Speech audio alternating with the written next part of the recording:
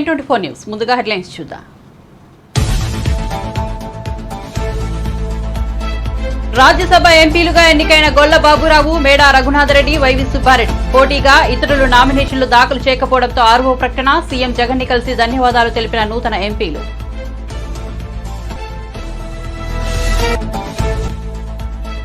కర్నూలు ఈనాడు ఆఫీస్పై దాడి ఘటనపై పవన్ కళ్యాణ్ స్పందన. వైసీపీ సర్కార్ వైఫల్యాలు, అవినీతిని బయటకు తీసుకున్నారనే దాడులను మండిపాటు.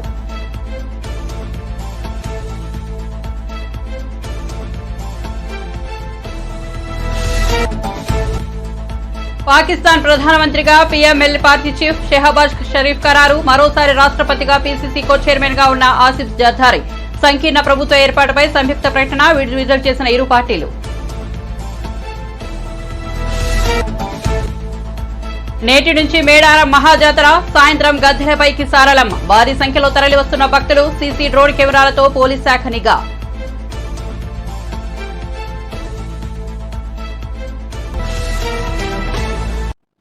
ఇక వార్త వివరాల్లోకి వెళ్తే, కర్నూలులో ఈనాడు ఆఫీస్పై జరిగిన దాడిని రాజకీయ నాయకులు ఖండిస్తున్నారు. ఇప్పటికే నారా చంద్రబాబు, నారా లోకేష్, వైఎస్ షర్మిలతో పాటు పలువురు నాయకులు ఈ ఘటనను తప్పుబట్టగా జనసేన అధినేత పవన్ కళ్యాణ్ కూడా ఎక్స్ వేదికగా స్పందించారు. పత్రికా స్వేచ్ఛకు విఘాతం కలిగించేందుకు వైసీపీ దాడులని పవన్ అన్నారు. ఆంధ్రజ్యోతి ఫోటోగ్రాఫర్ నేడు ఈనాడు కార్యాలయంపై దాడి అప్రజాస్వామికమని ఆయన వ్యాఖ్యానించారు. ఈ మేరకు మంగళవారం రాత్రి ఎక్స్ వేదికగా పోస్టు పెట్టారు. రాప్తాడులో ఆంధ్రజ్యోతి ఫోటోగ్రాఫర్ శ్రీకృష్ణపై విచక్షణ రహితంగా వైసీపీ మూకలు చేసిన దాడి ఆ పార్టీ వాళ్ళ హింస ప్రవృత్తిని వెల్లడించిందంటూ పవన్ వ్యాఖ్యానించారు. తాజాగా ఈనాడుపై అదే పందాను ప్రదర్శించారని, ప్రజాస్వామ్యవాదులు ఈ హింసను ఖండించాలని పవన్ కళ్యాణ్ పిలుపునిచ్చారు. వైసీపీ సర్కారు వైఫల్యాలు, అవినీతి, ఆ పార్టీ నేతల అక్రమాలను బయటకు తీసుకొస్తున్నారనే అక్కసుతో పాత్రికేయుల మీద, మీడియా కార్యాలయాలపై దాడులు చేస్తున్నారని, ఇది అప్రజాస్వామికమని మండిపడ్డారు. కర్నూలు నగరంలోని ఈనాడు ప్రాంతీయ కార్యాలయంపై వైసీపీ ఎమ్మెల్యే అనుచరులు దాడికి తెగబడడం గర్హనీయమని, పత్రికా స్వేచ్ఛకు విఘాతం కలిగిస్తున్నారని ధ్వజమెత్తారు. ఈ మేరకు మంగళవారం రాత్రి ఎక్స్ లో పోస్టు పెట్టారు. అంతకుముందు టీడీపీ అధినేత నారా చంద్రబాబు నాయుడు కూడా ఈనాడు కార్యాలయంపై దాడిని ఖండించారు.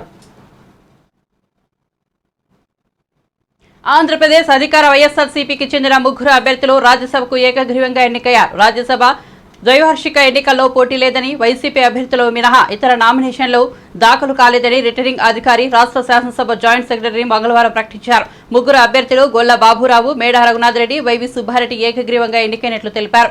మంగళవారంతో నామినేషన్ల ఉపసంహరణ గడువు ముగిసిపోయింది. ఈ ముగ్గురు అభ్యర్థులకు పోటీ లేకపోవడంతో ఈ ప్రకటన చేశారు. కాగా కె రవీంద్ర కుమార్, సీఎం రమేష్, వి ప్రభాకర్ రెడ్డి పదవీ కాలం ముగియనుంది. ఈ స్థానాల భర్తీ కోసం ఫిబ్రవరి 27న ఎన్నికలు జరగాల్సి ఉంది. ఏకగ్రీవం అవడంతో ఇక ఎన్నిక ఉండదు. కాగా వైవి సుబ్బారెడ్డి రాష్ట్ర సీఎం, వైసీపీ అధ్యక్షుడు వైఎస్ జగన్మోహన్ రెడ్డికి చిన్నాన అవుతారు. ఇక సుబ్బారెడ్డి 2014లో ఒంగోలు నుంచి లోక్సభకు ఎన్నికయ్యారు. 2019లో వైసీపీ అధికారంలోకి వచ్చాక తిరుమల తిరుపతి దేవస్థానం చైర్మన్ గా ఆయన వ్యవహరించారు. రాజ్యసభ ఎంపీగా ఏకగ్రీవంగా ఎంపికైన మరో అభ్యర్థి గొల్ల బాబురావు ఎస్సీ సామాజిక వర్గానికి చెందిన వ్యక్తి. 2019 అసెంబ్లీ ఎన్నికల్లో పాయకరావుపేట నియోజకవర్గం నుంచి ఎమ్మెల్యేగా గెలిచారు. ఇదే సీటు నుంచి 2009లో ఉమ్మడి ఆంధ్రప్రదేశ్లో కాంగ్రెస్ టికెట్పై విజయం సాధించారు. ఆ తర్వాత ఆయన వైఎస్ఆర్ కాంగ్రెస్ పార్టీలో చేరారు. ఏకగ్రీవమైన మరో అభ్యర్థి రఘునాథరెడ్డి అన్నమయ్య జిల్లాకు చెందిన వ్యక్తి. ఆయన రియల్ ఎస్టేట్ వ్యాపారిగా ఉన్నారు. కాగా నూతనంగా ఎన్నికైన ఈ ముగ్గురు ఎంపీలు సీఎం జగన్ ని కలిసి ధన్యవాదాలు తెలిపారు.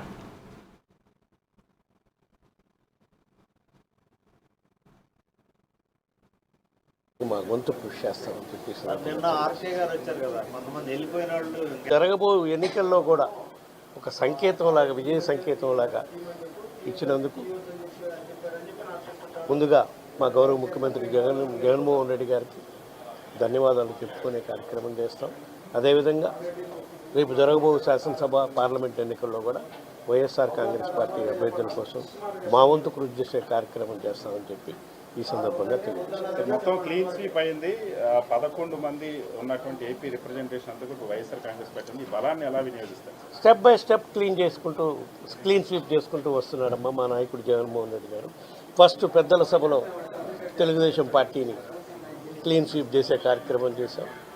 నెక్స్ట్ లోక్సభ, తర్వాత శాసనసభలో కూడా అంశాలుగా వాళ్ళని క్లీన్ స్వీప్ చేసే కార్యక్రమం మా గౌరవ ముఖ్యమంత్రి జగన్మోహన్ రెడ్డి గారు నాయకత్వంలో చేసేదానికి మా గొంతు కృషి చేస్తామని చెప్పేసి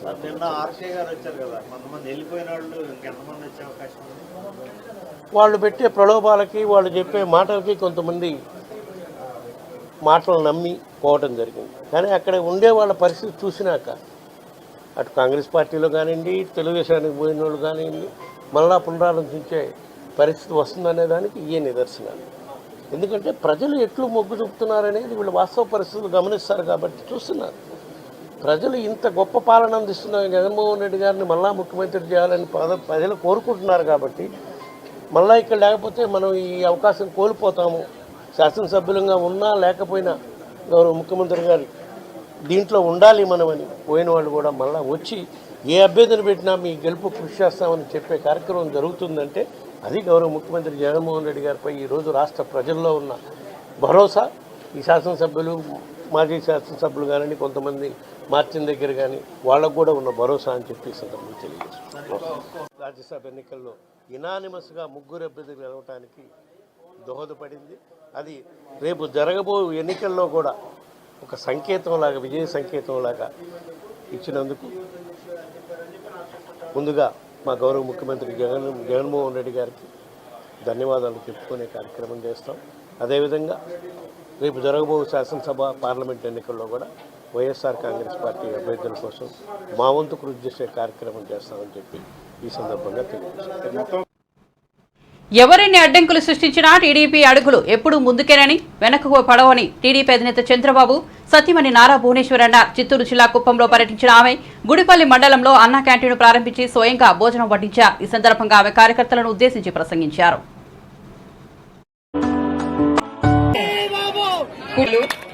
చంద్రబాబు నాయుడు గారు కుప్పంలో ఎప్పటి నుంచున్న మీరు ఆయన మీద నమ్మకంతో ఆయన ముందుకు తీసుకెళ్లారు. అది మా కుటుంబం ఎప్పుడు మర్చిపోదు. మీ అందరికీ తెలుసు, నాకు కూడా తెలుసు, మీరందరూ ఎంత కష్టపడ్డారో ఆ 53 రోజులు. ఆయన అరెస్ట్ అయిన ఆ 53 రోజులు జైల్లో పెట్టినప్పుడు మీరందరూ చాలా కష్టపడి మీ నాయకుడి మీద గుడ్డుపల్లి, రామకుప్పం, శాంతిపురం ఈ 3 మా కుటుంబం ఈ అన్నా క్యాంటీన్లు నడిపిస్తుంది. సో మీ అందరికీ మరొక్కసారి మిమ్మల్ని ఎప్పుడు మర్చిపోను.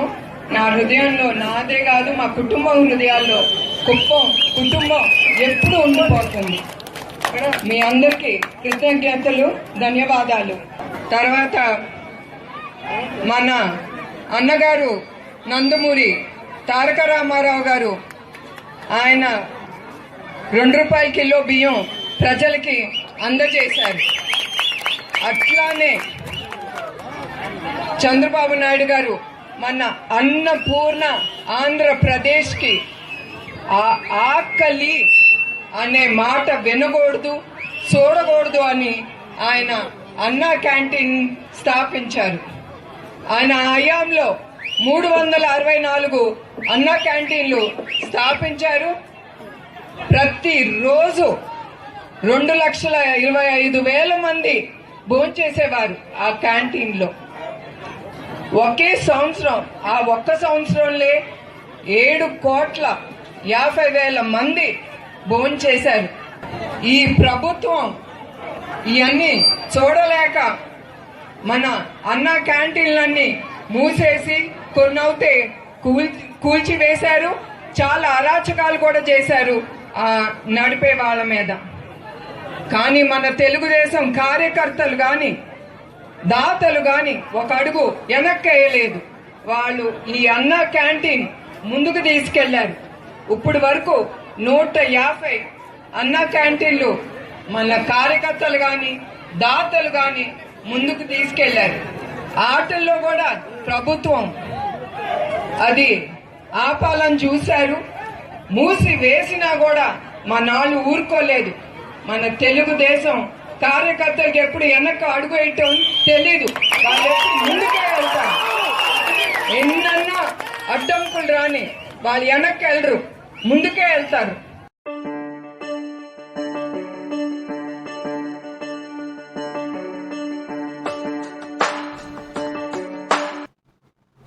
ఆంధ్రప్రదేశ్లోని నెల్లూరు జిల్లాలో బర్డ్ ఫ్లూ కలకలం రేగింది. వేలాది కోళ్లు ఉన్నట్టుండి చనిపోవడంతో అప్రమత్తమైన పశుసంవర్ధక శాఖ అధికారులు మృతి చెందిన కోళ్ల శాంపుల్ సేకరించి పరీక్షల కోసం భోపాల్ పంపారు. కోళ్ల మృతికి బర్డ్ ఫ్లూ కారణమని పరీక్షల్లో నిర్ధారించినట్టు తెలుస్తోంది. మరోవైపు బర్డ్ ఫ్లూ కారణంగా కోళ్లు చనిపోతున్నాయన్న ప్రచారంతో చికెన్ కొనుగోలు అమాంతం పడిపోయాయి. దీంతో చికెన్ సెంటర్లు ఖాళీగా కనిపిస్తున్నాయి. ఫలితంగా చికెన్ ధరలు అమాంతం పడిపోయాయి. నెల్లూరు చుట్టుపక్కల ప్రాంతాల్లో మాత్రం బర్డ్ ఫ్లూకు సంబంధించి ఎలాంటి కేసులు నమోదు కాలేదు.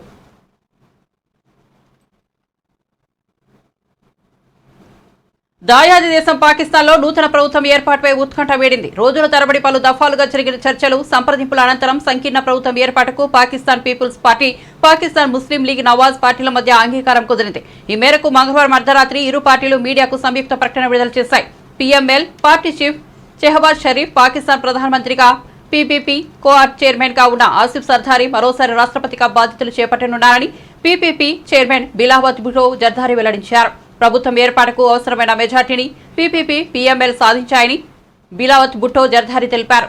పదవుల పంపకంపై గత కొన్ని రోజులుగా జరుగుతున్న చర్చలు కొలిక్కి వచ్చాయని ఆయన వివరించారు. మాజీ ప్రధానమంత్రి ఇమ్రాన్ ఖాన్ స్థాపించిన పీటీఐ, సున్నీ ఇత్తేహాద్ కౌన్సిల్ పార్టీలు ప్రభుత్వ ఏర్పాటుకు అవసరమైన మెజార్టీ ఉందని నేషనల్ అసెంబ్లీలో నిరూపించలేకపోయాయని అన్నారు. కాగా సమర్థవంతమైన సంకీర్ణ ప్రభుత్వాన్ని ఏర్పాటు చేయాలన్న విశ్వాసం ఉందని ఆసిఫ్ జర్దారీ పేర్కొన్నారు. తెలంగాణ మహాకుంభమేళాకు తెరలేపింది. వనజాతర మేడారం జాతరతో నిండుతోంది. సమ్మక్క సారాలమ్మ జాతరలో కీలక ఘట్టం మొదలయ్యే తరుణం రాని వచ్చింది. కార్లు, బస్సులు, వ్యాన్లు, ఆటోలు, ఎడ్ల బండ్లు అన్ని మేడారం బాటపడుతున్నాయి. కొన్ని గంటల్లో విడుదలయ్యే మేడారం జాతరకు పెద్ద ఎత్తున భక్తులు తరలివస్తున్న తెలంగాణతో పాటు ఛత్తీస్గఢ్, మహారాష్ట్ర, ఆంధ్రప్రదేశ్, ఒడిశా తదితర రాష్ట్రాల నుంచి కూడా భక్తులు భారీగా మేడారం చేరుకుంటున్నారు. కన్నేపల్లిలో సారాలమ్మ గుడిలో మంగళవారం ప్రత్యేక పూజలు చేశారు. సారాలమ్మను కన్నేపల్లి నుంచి మేడారం గద్దెలపైకి తెచ్చే ప్రక్రియ బుధవారం మొదలు కారవుతాయి. ఆదివాసీ సంప్రదాయం ప్రకారం సాయంత్రం 6 గంటలకు పూజలు నిర్వహిస్తారు. ఆదివాసీ పూజారులు మంత్రి సీతక్క, ములుగు కలెక్టర్, ఎస్పీ, అదనపు కలెక్టర్లు, ఏఎస్పీలు కలిసి కన్నేపల్లి నుంచి సారాలమ్మను మేడారంలోని గద్దెల వద్దకు తీసుకొస్తారు. ఈలోపే పూజారులు, అధికారులు కొండాయి నుంచి గోవిందరాజులను, పూనుగొండ నుంచి పైడిగిద్దరాజును మేడారం గద్దెల వద్దకు చేరుస్తారు. వరాల తల్లి సమ్మక్క గురువారం మేడారం గద్దెలపైకి రానుంది. ఇద్దరు వనదేవతలు గద్దెలపై ఉండే శుక్రవారం మేడారం మొత్తం భక్తులతో కిటకిటలాడుతుంది. శనివారం వనదేవతలు గద్దెలపై నుంచి వనంలోకి వెళ్లడంతో జాతర ముగుస్తుంది. మధ్యాహ్నం తర్వాతే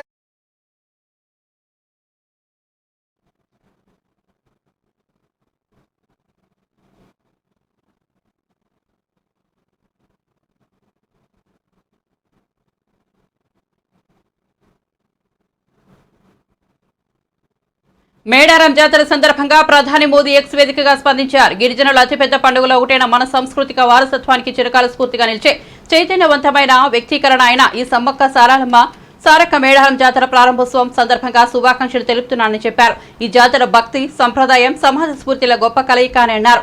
సమ్మక్క సారాలమ్మలకు ప్రాణమిల్లుదామని వారు వ్యక్తీకరించిన ఐక్యతా స్ఫూర్తిని, పరాక్రమాన్ని గుర్తు చేసుకుందామని పేర్కొన్నారు.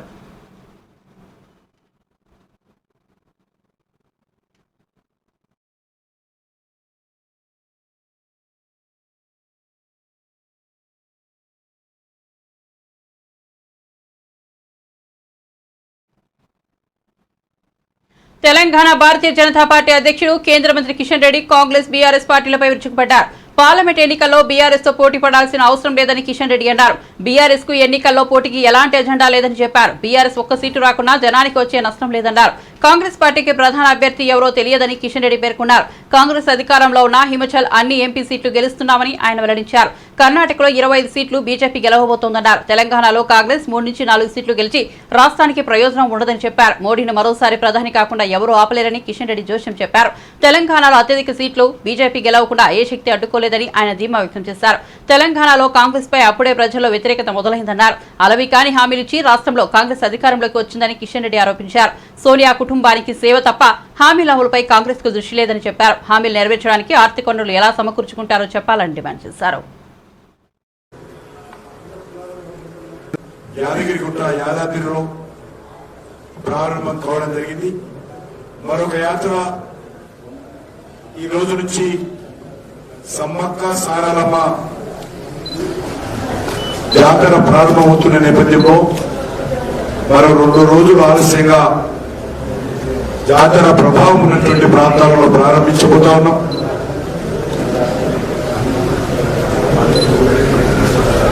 తెలంగాణలో 17 సీట్లు గెలవాలనేటువంటి లక్ష్యంతో ఉన్నాం. సానుకూలమైనటువంటి వాతావరణం ఉంది. ఈ రాష్ట్రంలో ఉన్నటువంటి ప్రధానమైనటువంటి 3 పార్టీలలో మిగిలిన 2 పార్టీలు కూడా ఈరోజు లోక్సభ ఎన్నికల్లో ఇర్రెలవెంట్గా ఉన్నాయి. టీఆర్ఎస్ పార్టీ ఎన్నికల్లో ఏ రకమైనటువంటి ఎజెండా లేదు వాళ్ళు అసలు పోటీ చేయాల్సిన అవసరం లేదు. వాళ్ళు ఒక సీటు గెలిచినా తెలంగాణ ప్రజలకు జరిగేటువంటి మేలేమి లేదు. టీఆర్ఎస్ పార్టీ ఒక సీటు గెలవకపోయినా బాబు బయట మాట్లాడదని చెప్పినందుకు ఒకసారి చెప్తారు కదా, అందరు ఇక్కడ కూర్చుంటే ప్లీజ్ చెప్పొచ్చు కదా.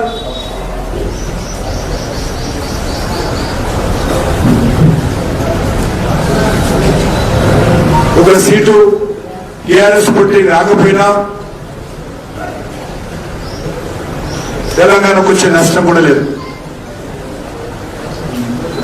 కాబట్టి ఈరోజు తెలంగాణ రాష్ట్ర రాజకీయాలలో కేసీఆర్ కుటుంబం కానీ బీఆర్ఎస్ పార్టీ కానీ ఇర్రెలవెంట్, ఆవశ్యకత లేదు. వాళ్ళు 10 సంవత్సరాలు పరిపాలించారు.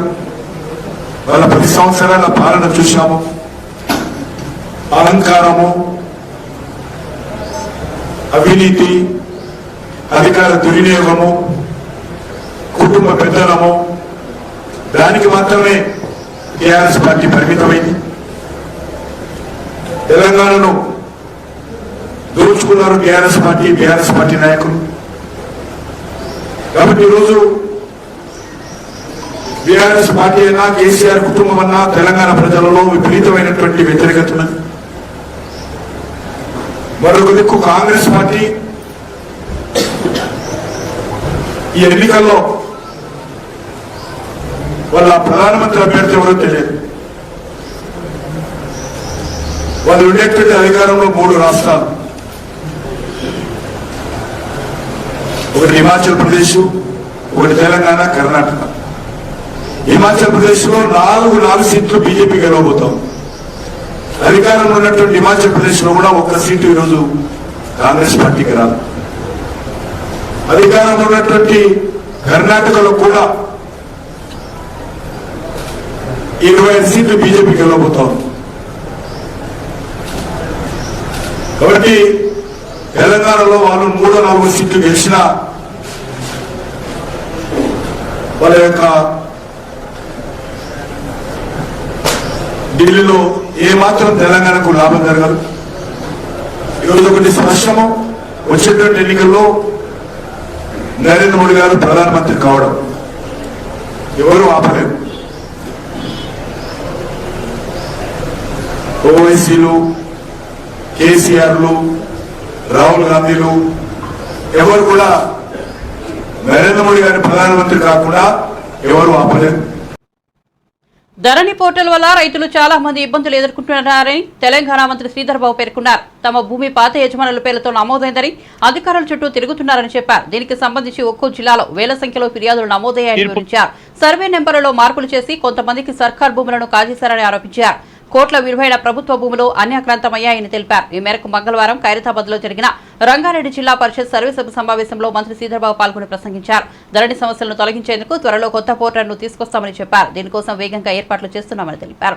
అదేవిధంగా ప్రభుత్వ భూమిని కాజేసిన వారిపై కఠిన చర్యలు తీసుకుంటామని స్పష్టం చేశారు. సర్కార్ భూములను సొంతం చేసుకున్న వారితో పాటు వారికి హక్కులు కల్పించిన అధికారులు, సిబ్బందిపైన చర్యలు తప్పవన్నారు. ఒకే సర్వే నంబర్లో పార్టీ పేరుతో ఉన్న భూమిపై విచారణ జరిపి తగిన నిర్ణయం తీసుకుంటామని వెల్లడించారు.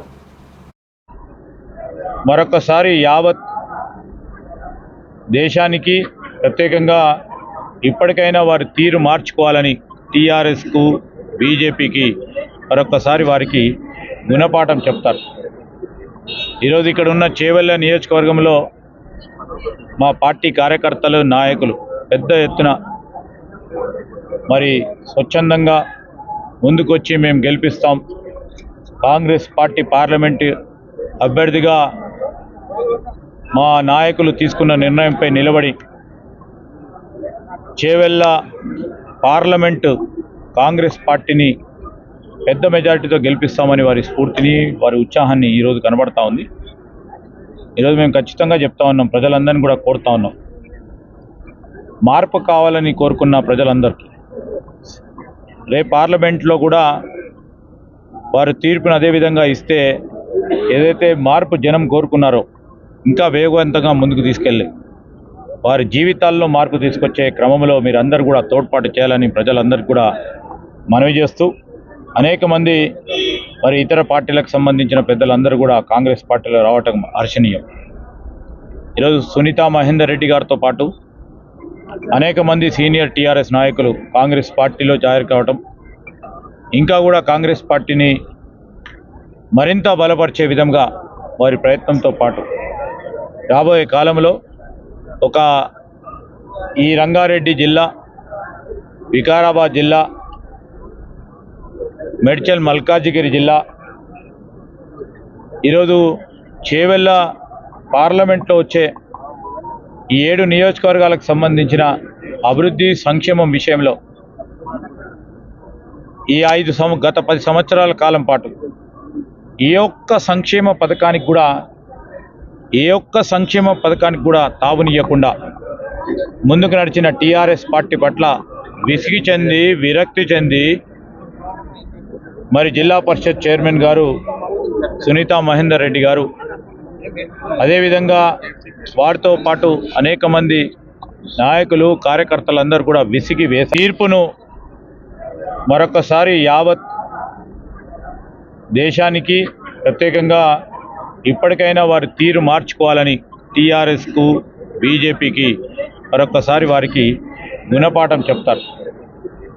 ఈరోజు ఇక్కడ ఉన్న చేవెళ్ళ నియోజకవర్గంలో మా పార్టీ కార్యకర్తలు, నాయకులు పెద్ద ఎత్తున మరి స్వచ్ఛందంగా కర్నూలు నగరంలోని ఈనారు కార్యాలయంపై వైఎస్ఆర్సీపీ ఎమ్మెల్యే కాడసాని రాంభూపాల్రెడ్డి అనుచరులు దాడికి పాల్పడ్డారని సిపిఐ ఏపీ కార్యదర్శి కె రామకృష్ణ ఖండించారు. ఈ ఘటనను సీఎం జగన్ బాధ్యత వహిస్తూ క్షమాపణలు చెప్పాలని డిమాండ్ చేశారు.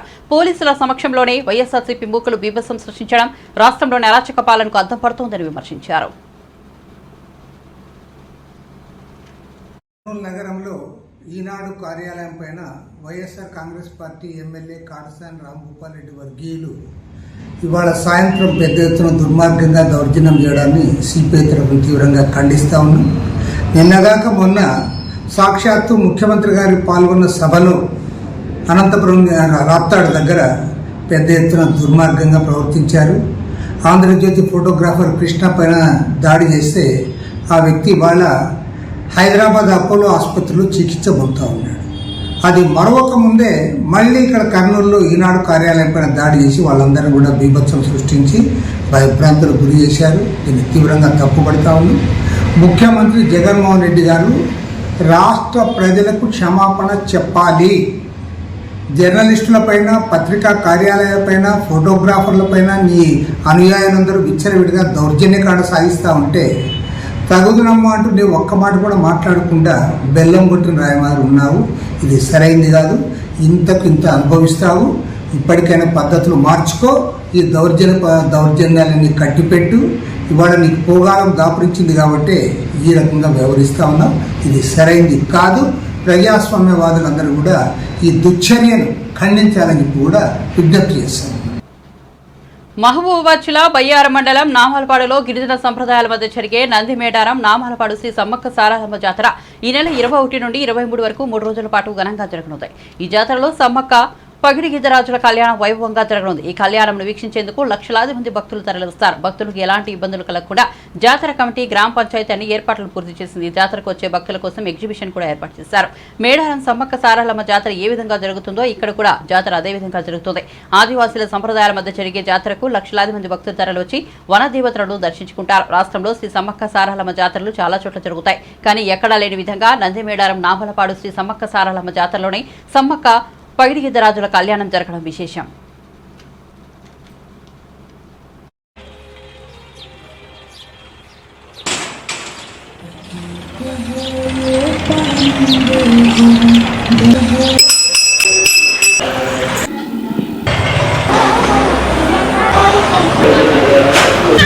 పార్లమెంట్ గద్దెకు తీసుకొస్తాం. 22వ తారీఖు వచ్చేసి జంపనవాగులో స్నానాలు అభిషేకాల తర్వాత సమ్మక్కని చిలకలగట్టు నుండి ఎదురుపీడం రూపంలో సమ్మక్క తల్లిని గద్దెకు తీసుకురావడం జరుగుతుంది. తదనంతరం పగిడిద్దరాజుకి సమ్మక్కకి కళ్యాణం చేయడం జరుగుతుంది. 23వ తారీఖు వచ్చేసి భక్తులు దేవుడికి మొక్కులు కానీ తలనీలాలు కానీ అన్ని విధాలుగా మొక్కులు చెల్లించడం జరుగుతుంది. ఈ జాతరకు గాను వచ్చే ప్రజలకు ఎలాంటి ఇబ్బంది లేకుండా వాటర్ పరంగా కానీ డిపార్ట్మెంట్ పరంగా కానీ మెడికల్ పరంగా కానీ అన్ని వసతులు ఏర్పాటు చేయడం జరిగింది. రాజ్యసభ సభ్యుడిగా ఎన్నికైన సందర్భంగా ముఖ్యమంత్రి రేవంత్ రెడ్డిని అనిల్ కుమార్ యాదవ్ మర్యాదపూర్వకంగా కలిశారు. ఫిబ్రవరి 21వ తేదీ బుధవారం ఉదయం సీఎం రేవంత్ రెడ్డి నివాసానికి తన కుటుంబ సభ్యులతో కలిసి వెళ్లారు అనిల్ యాదవ్. ఈ సందర్భంగా సీఎంను కలిసి పుష్పగుచ్చం అందజేసి ధన్యవాదాలు తెలిపారు. కాంగ్రెస్ నుంచి సీనియర్ రేణుకా చౌదరి, అనిల్ కుమార్ యాదవ్లు, బీఆర్ఎస్ పార్టీ నుంచి వద్దిరాజు రవిచంద్ర ఏకగ్రీవంగా రాజ్యసభకు ఎన్నికయ్యారు. 3 స్థానాలకు 3 నామినేషన్లు రావడంతో వీరు ఏకగ్రీవంగా రాజ్యసభకు ఎన్నికైనట్లు రిటర్నింగ్ అధికారులు ఫిబ్రవరి 20వ తేదీ మంగళవారం ప్రకటించారు. బులెటిన్ ముగించే ముందు హెడ్లైన్స్ మరోసారి చూద్దాం. రాజ్యసభ ఎంపీలుగా ఎన్నికైన గొల్ల బాబురావు, మేడా రఘునాథ్ రెడ్డి, వైవి సుబ్బారెడ్డి పోటీగా ఇతరులు నామినేషన్ దాఖలు చేయకపోవడంతో 6వ ప్రకటన. సీఎం జగన్ను కలిసి ధన్యవాదాలు తెలిపిన నూతన ఎంపీలు.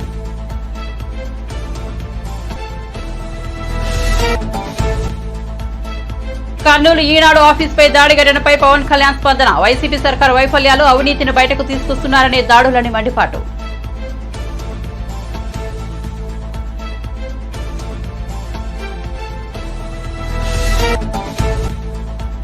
పాకిస్తాన్ ప్రధానమంత్రిగా PML party chief Shehbaz Sharif ఖరారు. మరోసారి రాష్ట్రపతిగా పీపీపీ కో చైర్మన్ గా ఉన్న ఆసిఫ్ జర్దారీ. సంకీర్ణ ప్రభుత్వ ఏర్పాటుపై సంయుక్త ప్రకటన విడుదల చేసిన ఇరు పార్టీలు. నేటి నుంచి మేడారం మహాజాతర. సాయంత్రం గద్దెలపైకి సారహలమ్మ. భారీ సంఖ్యలో తరలివస్తున్న భక్తులు. సీసీ డ్రోన్ కెమెరాలతో పోలీస్ శాఖ నిఘా.